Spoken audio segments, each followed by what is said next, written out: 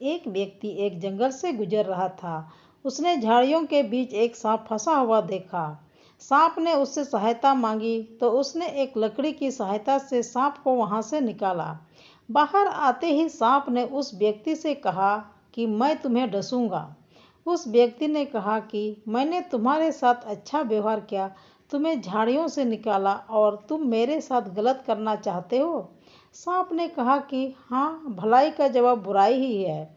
उस आदमी ने कहा कि चलो किसी से फैसला कराते हैं। चलते चलते एक गाय के पास पहुंचे और उसको सारी बातें बताकर फैसला पूछा। तो उसने कहा कि वाकई भलाई का जवाब बुराई है, क्योंकि जब मैं जवान थी और दूध देती थी तो मेरा मालिक मेरा ख्याल रखता था और चारा पानी समय पर देता था।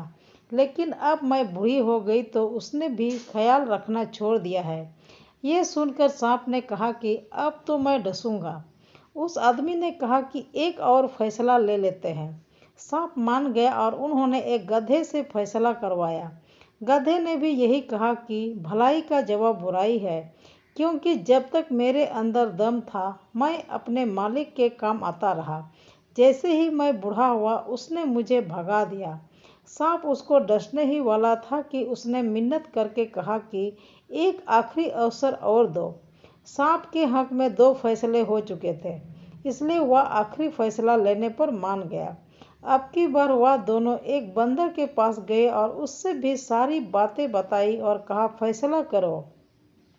बंदर ने आदमी से कहा कि मुझे उन झाड़ियों के पास ले चलो, सांप को अंदर फेंको और फिर मेरे सामने बाहर निकालो। उसके बाद ही मैं फैसला करूंगा। वह तीनों वापस उसी जगह पर गए। उस आदमी ने सांप को झाड़ियों में फेंक दिया और फिर बाहर निकालने ही लगा कि बंदर ने मना कर दिया और कहा कि उसके साथ भलाई मत करो, ये भलाई के काबिल नहीं है।